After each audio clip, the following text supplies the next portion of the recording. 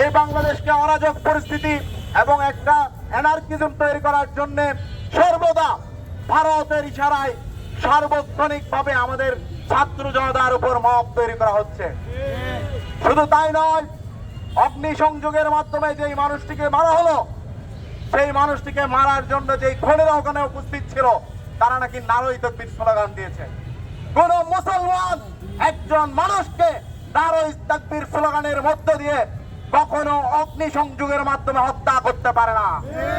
তারা সত্যিকার অর্থে মুসলমান ছিল নাকি তারা প্রকৃত অর্থে সেই দিল্লির মুদির কোন খলিফা ছিল? আপনারা খতিয়ে দেখুন। সুতরাং আমরা বলতে চাই, এই নারকীয় কায়দায় হত্যাকাণ্ড, অগ্নিসংযোগ এবং মানুষকে দিবালোকে হত্যা করা, এগুলো দ্রুত সময়ের মধ্য দিয়ে বন্ধ করতে হবে এবং অপরাধীদেরকে আইনের মাধ্যমে আমাদের সামনে বিচার স্থাপন করতে হবে। সুতরাং এই বলে আমি আমার বক্তব্য রাখছি। সালাম।